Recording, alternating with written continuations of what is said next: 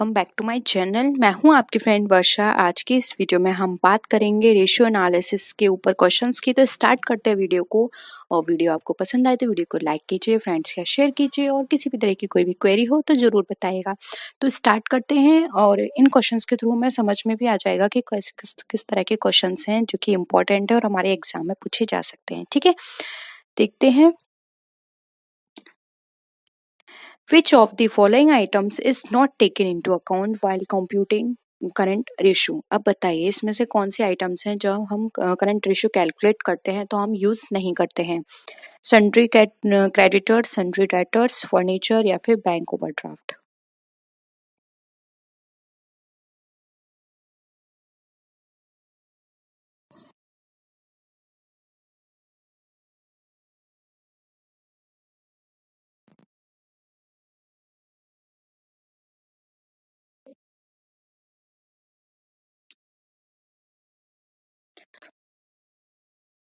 बहुत ही सिंपल है। आपने करंट रेशियो कैलकुलेट किया होगा और या फिर आपने कभी ना कभी तो पढ़ा होगा तो आपको इसका फॉर्मूला पता होगा करंट रेशियो का। बताइए। देखिए करंट रेशियो का फॉर्मूला, करंट रेशियो क्या होता है? Current assets upon current liabilities. ठीक है, अब आप इजीली आंसर कर सकते हैं। देखिए करंट लायबिलिटीज का ये है करंट लायबिलिटीज, ये है करंट असेट्स, करंट लायबिलिटीज। लेकिन ये क्या है? Fixed assets. फिक्स्ड असेट्स तो इसमें नहीं आती है, इसलिए ऑप्शन सी राइट होगा। फर्नीचर इसके अंदर हम कैलकुलेट नहीं करते हैं जब भी हम करंट रेशियो को कैलकुलेट करते हैं तो। ठीक है, तो राइट आंसर हो जाएगा सी। नेक्स्ट है which of the following is the leverage ratio? बताइए लिवरेज रेशियो क्या है?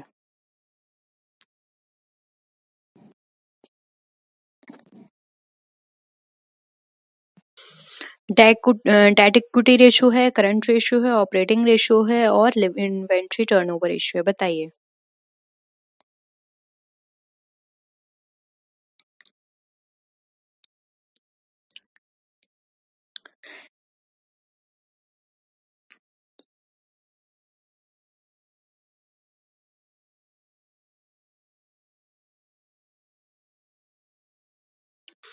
देखिए यहाँ पर इसका जो आंसर होगा, लिवरेज रेशियो जो होता है वो हमारा डेट इक्विटी के पोर्शंस को बताता है कि हमारी यहाँ पे पोजीशन किस तरह की है, इसलिए यहाँ पे option D A right answer होगा।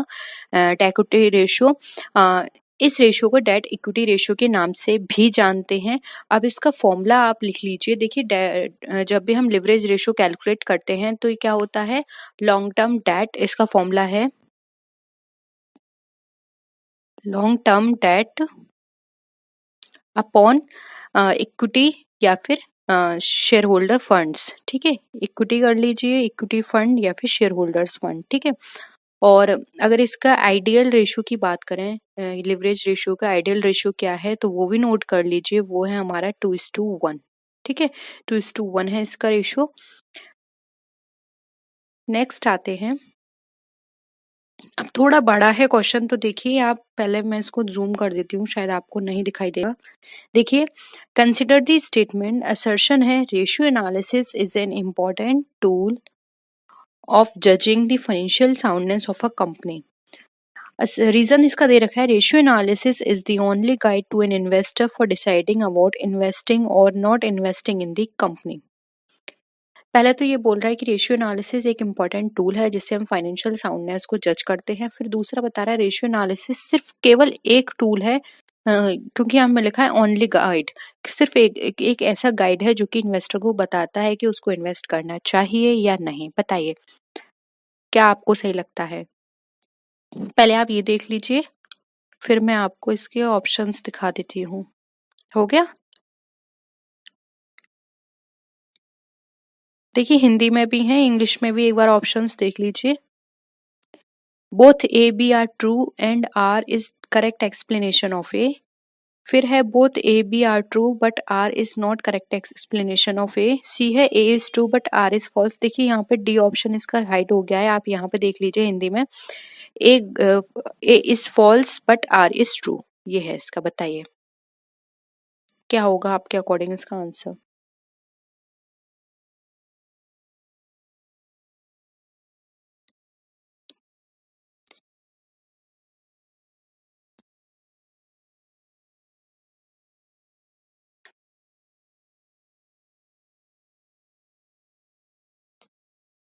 देखिए यहाँ पर अगर हम बात करें तो इसका जो राइट आंसर होगा वो होगा यहाँ पे ऑप्शन नंबर सी।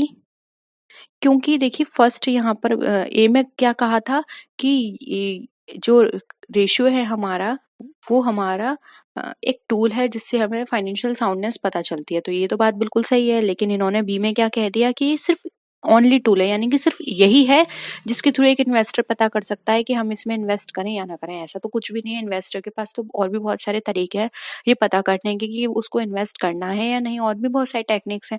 सिर्फ यही एक टूल नहीं है जिसके बेसिस पर वो फाइंड आउट करेगा, ठीक है।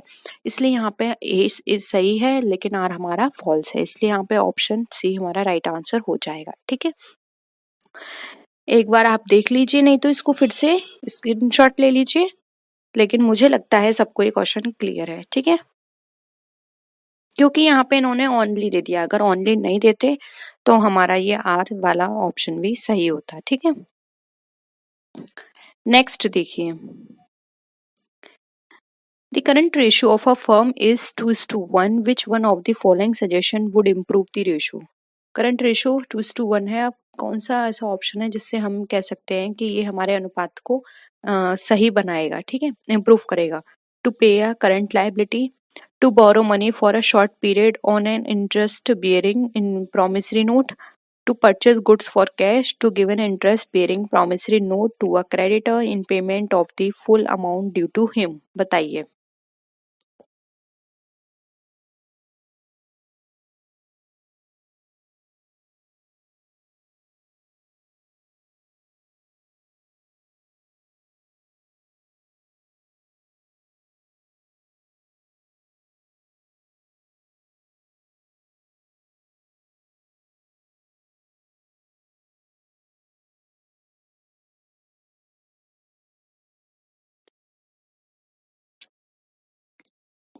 देखिए यहाँ पर क्वेश्चन की बात करें तो क्वेश्चन और इम्प्रूव करने की बात करें, वैसे तो देखिए 2:1 है तो ये आइडियल रेशियो है, करंट रेशियो आइडियल है।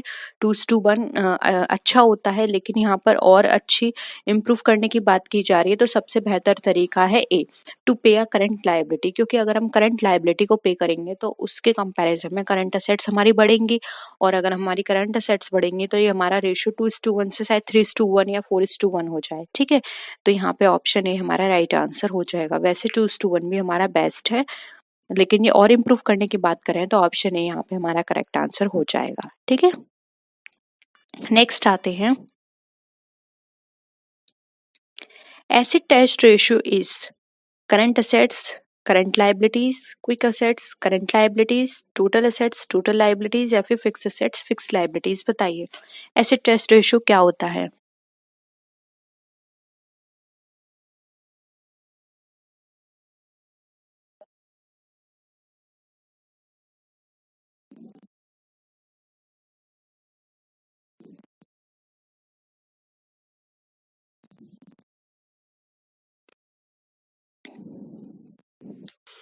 देखिए यहाँ पर एसिड टेस्ट की बात करें तो हमारा राइट आंसर हो जाएगा B, quick assets upon current liabilities.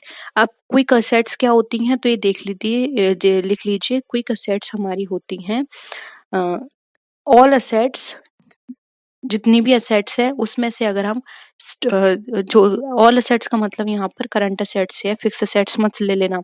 Current assets में अगर हम स्टॉक और प्रीपेड एक्सपेंसेस, ठीक है, अगर हम करंट असेट्स में से स्टॉक को माइनस कर दें और प्रीपेड एक्सपेंसेस को माइनस कर दें तो हमारा क्विक असेट्स निकल कर आ जाएगी। और फिर इस क्विक असेट्स में से अगर हम डिवाइड कर दें करंट लाइबिलिटीज को तो हमारा एसिड टेस्ट रेशियो निकल कर आ जाएगा, ठीक है। तो ये इसका फॉर्मूला। अब एसिड टेस्ट रेशियो का कभी कभी आइडियल रेशियो भी पूछ लिया जाता है, तो ये है 1:1 आइडियल रेशियो है, ठीक है, नोट कर लीजिएगा आप। नेक्स्ट है, liquid assets are equal to value of all current assets, sum of cash and bank balances, current assets less inventories, या फिर current assets less inventories and prepaid expenses। बताइए लिक्विड एसेट्स हमारी किसके equal होती है।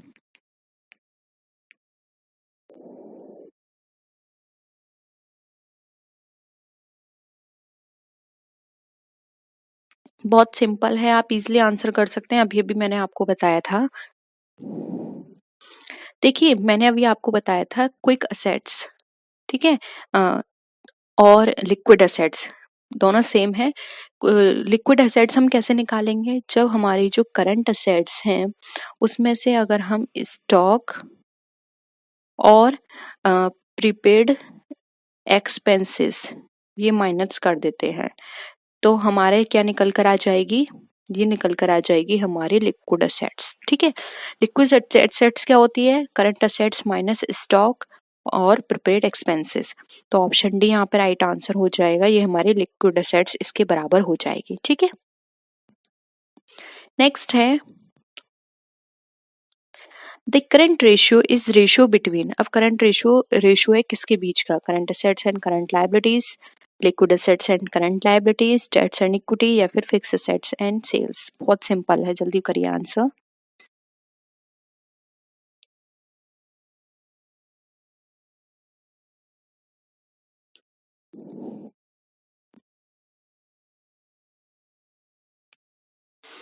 Current assets is the ratio between current assets and current liabilities. ठीक है, और जल्दी से इसका आइडियल रेशियो बताइए क्या है, करंट रेशियो का आइडियल रेशियो अभी अभी मैंने आपको बताया था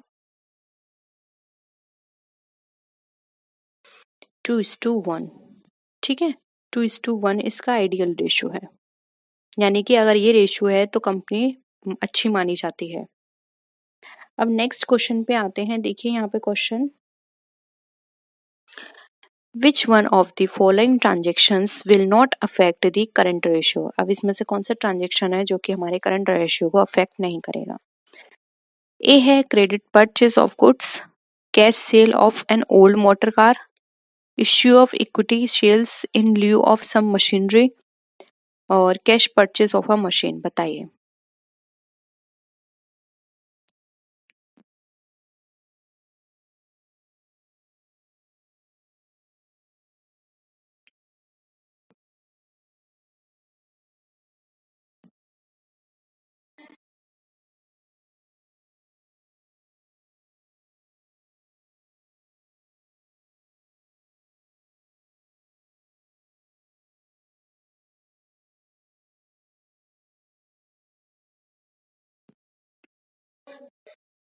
बताइए क्या होगा आंसर।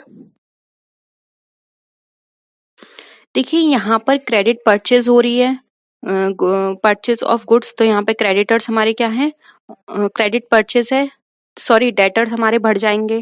ठीक है, तो ये तो इफेक्ट हो रहा है। फिर cash sale of an old car, इससे भी इफेक्ट होगा। फिर है cash purchase of a machinery, यहाँ पर हमारा कैश जा रहा है तो ये भी इफेक्ट हो रहा है। किससे इफेक्ट नहीं होगा, ऑप्शन सी है, जब हम इक्विटी शेयर यहाँ पे इश्यू कर रहे हैं कुछ मशीन के बदले में, तो यहाँ पर क्या है, हमारा कैपिटल नेचर की चीजें हैं ये सारी, तो इससे हमारा जो करंट असेट्स और करंट लायबिलिटीज है इससे कोई असर नहीं पड़ रहा है, इसलिए यहाँ पे ऑप्शन सी जो है वो हमारा राइट आंसर हो जाएगा। ठीक है, तो यहाँ पे ऑप्शन सी करेक्ट है। होप यहाँ पर अब तक के जितने भी क्वेश्चंस हमने डिस्कस किए हैं आपको अब तक कोई भी प्रॉब्लम नहीं है। ठीक है तो प्लीज यहाँ पे नंबर आप नीचे मेंशन कर दीजिए, हम डाउट जो हमारी शॉर्ट वीडियो होती है उसमें हम डिस्कस कर देंगे, क्योंकि यहाँ पर आप उन शॉर्ट वीडियोस को देखेंगे तो आप इजिली पूरे क्वेश्चंस ना देखकर सिर्फ उस पर्टिकुलर एक क्वेश्चन को देखकर अपना कम टाइम में उस डाउट को क्लियर कर पाएंगे। ठीक है, नेक्स्ट है, in case net sale is a year is rupees 2 lakh and the amount of debtor is rupees 40,000, the average collection period will be 60 days, 45 days, 73 days या फिर 75 days। बताइए, आपको इसके लिए एवरेज कलेक्शन पीरियड का formula पता होना चाहिए।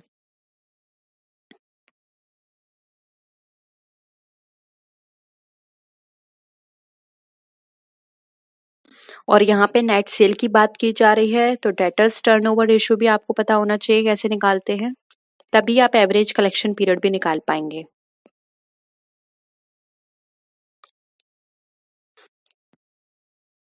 देखिए अगर अभी तक आपने ये सारे फॉर्मूलेस नहीं देखे हैं तो मैं क्वेश्चंस करा रही हूँ, उसके साथ साथ आप अपनी नोटबुक में नोट कर लीजिए और प्लीज इनका रिवीजन कीजिए, क्योंकि इन क्वेश्चंस में छोटी छोटी कैलकुलेशंस होती हैं तो आपके एग्जाम में बहुत पूछे जाएंगे ये क्वेश्चंस, क्योंकि अब मोस्टली जो पैटर्न आ रहा है एग्जाम में वो थोड़ा टिपिकल करते जा रहे हैं, और टिपिकल अब और कॉमर्स में ज्यादा लंबी कैलकुलेशंस तो दे नहीं सकते, तो वो इस तरह के क्वेश्चन ही देंगे आपको।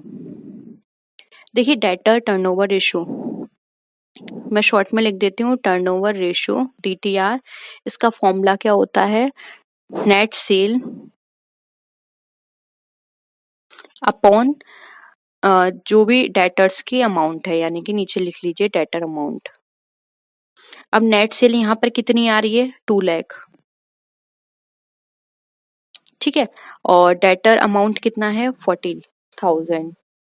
अब इसको आप यहाँ पे काटेंगे तो कितना निकल कर आ जाएगा, 5।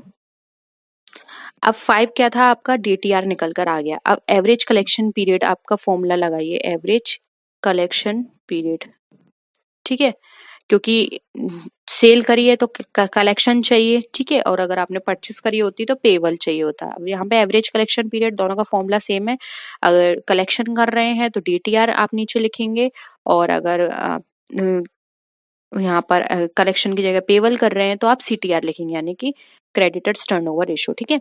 तो देखिए यहाँ पर ऊपर लिखते हैं days, total days, month year में कितने डेज होते हैं, तो 365 होते हैं, और यहाँ पे DTR नीचे लिखते हैं, तो ये 5 हो गया। अब 5 से 365 को यहाँ पे डिवाइड करेंगे तो आपका टोटल कितना निकल कर आ जाएगा, 73 डेज।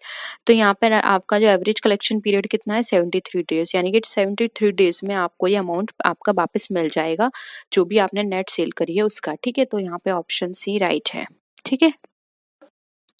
नेक्स्ट है,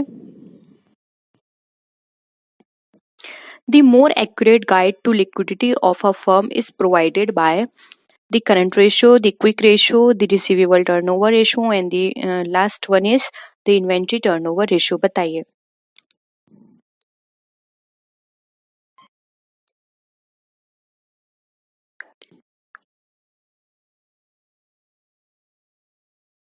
लिक्विडिटी के लिए आपको मोर एक्यूरेट गाइड क्या लगती है?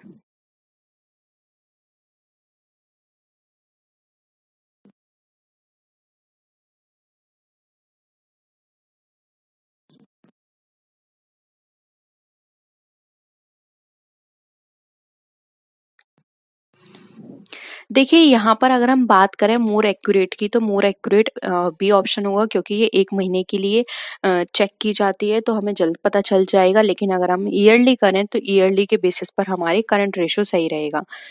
लेकिन यहाँ पे मोर पूछा है तो हम 1 मंथ में ही पता लगा सकते हैं, तो क्विक रेशियो हमारे लिए बेस्ट रहेगा। क्विक रेशियो क्या होता है यहाँ पे, quick assets upon current liabilities, ठीक है। क्विक असेट्स क्या होता है वो आपको मैं बहुत बार बता चुकी हूँ। करंट असेट्स में जब आप स्टॉक और प्रीपेड एक्सपेंसेस माइनस कर देते हैं तो आपका क्विक असेट्स निकल कर आ जाता है, और जब उसमें आप डिवाइड करते हैं करंट लायबिलिटीज तो आपका क्विक रेशियो निकल कर आ जाएगा। इसलिए ऑप्शन बी यहाँ पे हमारा राइट है, ठीक है, क्योंकि ये 1 मंथ में आपको बता देगा। अब नेक्स्ट देखिए, you are given the following items: bills receivable, investment, debtors और accrued interest. Which of the following arrangements in order of liquidity is correct? बताइए। ऑर्डर बनाना है आपको लिक्विडिटी के बेसिस पर।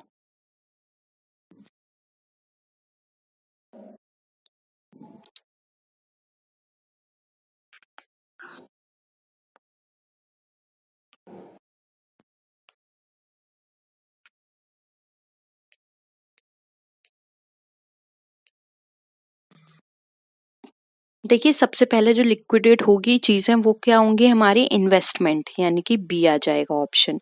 इन्वेस्टमेंट के बाद किसका नंबर आता है हमारा, फिर आता है हमारा बिल्स रिसीवेबल का, यानी कि ए। बिल्स रिसीवेबल के बाद आएगा हम जिसको लिक्विडेट कर पाएंगे वो है हमारा एक्रूड इंटरेस्ट, यानी कि डी। और फिर सबसे लास्ट में आते हैं हमारे डेटर्स, क्योंकि डेटर्स का कोई भरोसा नहीं है वो कब हमें पैसा दें, ठीक है। तो इसको इसलिए हमने लास्ट में रखा है। सबसे पहले हम इन्वेस्टमेंट को अपना जो भी इन्वेस्टमेंट है उससे हम अपना पैसा निकालने की कोशिश करेंगे, इसलिए बी है ये पॉइंट सबसे फर्स्ट पे। तो BADC ऑप्शन बी यहाँ पे हमारा करेक्ट है, ठीक है। नेक्स्ट है, which one of the following is not a part of the profitability ratio. अब इसमें से कौन सा हमारा प्रॉफिटेबिलिटी रेशियो का पार्ट नहीं है, operating ratio, ratio of return on capital employed, inventory turnover ratio, या फिर ग्रॉस मार्जिन सेल्स रेशियो। बताइए।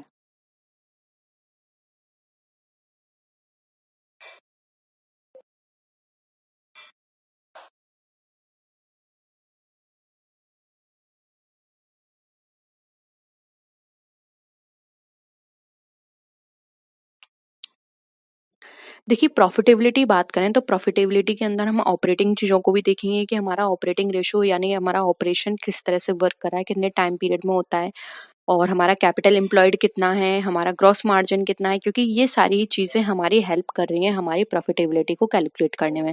लेकिन एक इन्वेंट्री ऐसी चीज़ है जो कि हमारी प्रॉफिटेबिलिटी में कोई भी हेल्प नहीं करती है, ये बिल्कुल बाहर है प्रॉफिटेबिलिटी से। इसलिए हमारा जो आंसर होगा इसका सी होगा।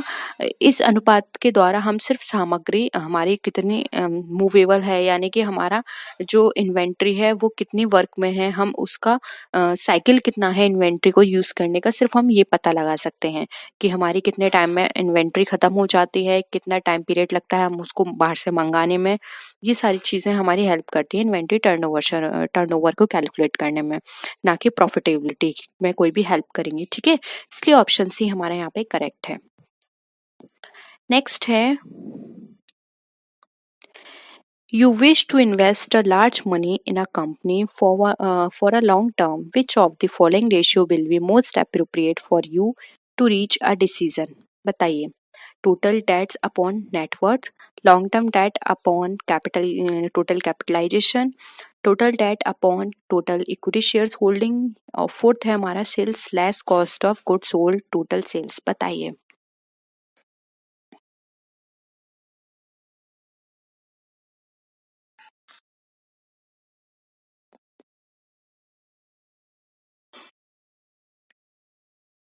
अगर आप लार्ज अमाउंट में इन्वेस्ट कर रहे हैं तो आपको क्या लगता है कौन सा आपके लिए बेस्ट रहेगा?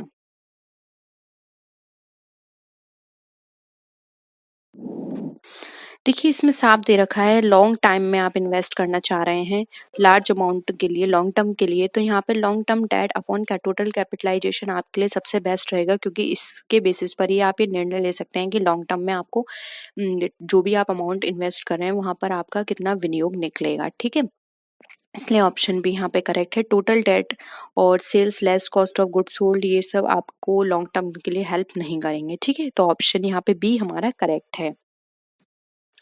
नेक्स्ट है, if total sale is rupees 1 lakh, cash sales including in total sales is rupees 20,000 and sales return rupees 7,000, total debtors for sale on 31st March 1993 rupees 9,000 and bill receivable on 31st March 1993 rupees 2,000, the average collection period for the year 1992 to 1993 will be।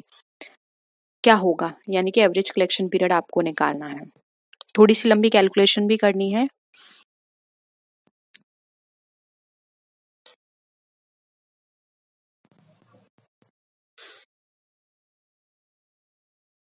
पहले तो आप ये निकाल लीजिए cell इसकी। Total sale थी आपकी, DTR कैसे निकालते थे टोटल सेल से? तो देखिए टोटल सेल कितनी है यहाँ पे आपकी 9,000 है, जिसमें आपको रिटर्न कितना करा गया है यहाँ पे 7,000, तो यहाँ पे आप 7,000 माइनस कर दीजिए। ठीक है, और आपका यहाँ पर जो है सेल वो कितनी है 1 लाख,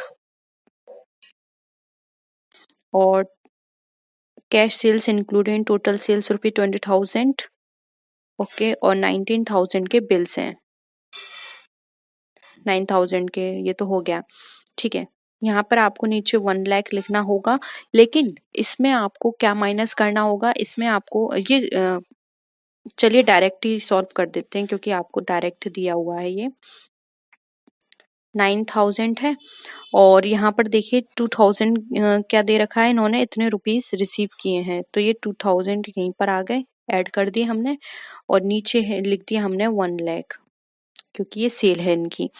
अब इस सेल में से आपको क्या क्या माइनस करना पड़ेगा, आपको टोटल सेल्स और साथ में इन्होंने जो भी रिटर्न है वो आपको इसमें से माइनस करना पड़ेगा। तो ये कितना हो गया 27,000। इस 27,000 को आप इसमें माइनस करेंगे तो आपका कितना निकल कर आ जाएगा 90, ऊपर हो गया आपका 9,000, 90 नहीं है ये 9,000 है, तो ये हो गया 11,000, और ये इसको आप इसमें माइनस करेंगे तो ये हो गया आपका 73,000। अब इसको आप डिवाइड कर दीजिए 365 डेज से।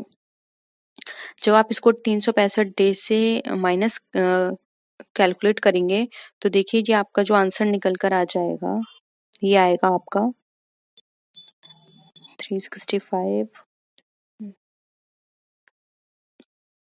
ये होगा आपका 5 ये से करा ये हो गया 5 ठीक है। ये आपका हो जाएगा 55 डेज। यहाँ पर आपका जो एवरेज कलेक्शन पीरियड है वो है आपका 55 डेज। ये क्वेश्चन में कैलकुलेशन आप खुद से करिएगा। मैंने आपको शॉर्ट में सारी कैलकुलेशन कर दी है। जो स्टार्टिंग में एवरेज कलेक्शन पीरियड का क्वेश्चन कराया था उससे उसके साथ करिएगा इन दोनों क्वेश्चंस को। नहीं आएगा तो हम फिर से कोशिश करेंगे, ठीक है। नेक्स्ट है if average collection period is rupees 15 days and average amount accounts receivable is rupees 14,500 what will be the total annual credit sales। इस टाइम है आपके पास, सॉल्व करिए।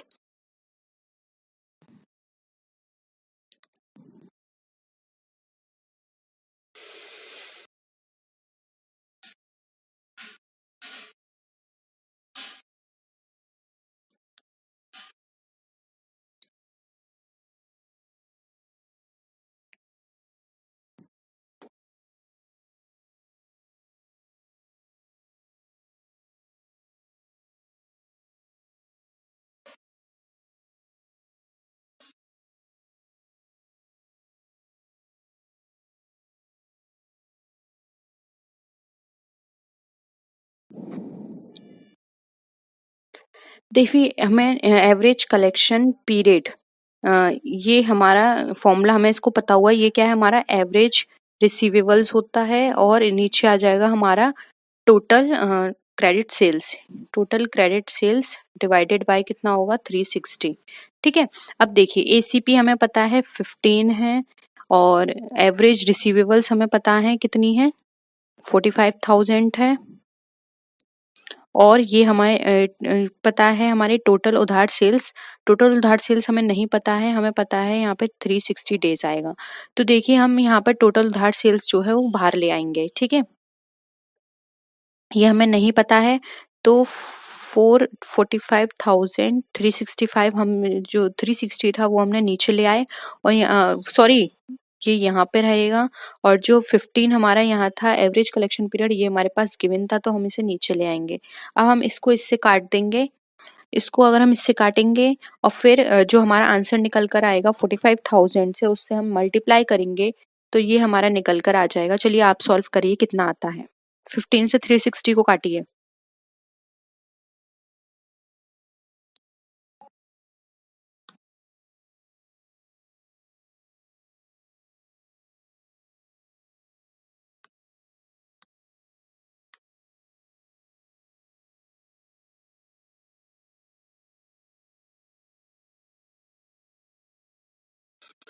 ट्वेंटी फोर आया। अब 24 में 45 डिवाइड कर दीजिए वो मल्टीप्लाई कर दीजिए। ये कितना आ जाएगा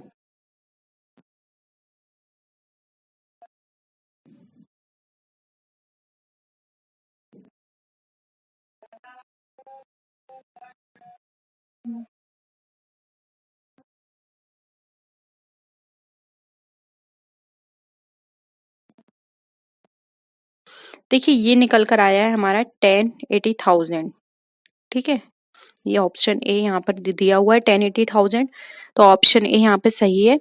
एक बार फिर से आप करिएगा। क्वेश्चन आपको कैसे लगे? आज इतने ही क्वेश्चन डिस्कस करते हैं, कुछ और क्वेश्चन इस चैप्टर के रह गए हैं हम फिर से करेंगे अगर आप चाहते हैं तो और भी ज्यादा। तो स्टार्ट करते वो सॉरी यहाँ पर हम इस वीडियो को फिनिश करते हैं। होप आपको वीडियो पसंद आया होगा। नेक्स्ट वीडियो में फिर मिलते हैं और भी अच्छी वीडियोस के, तब तक के लिए टेक केयर, बाय बाय।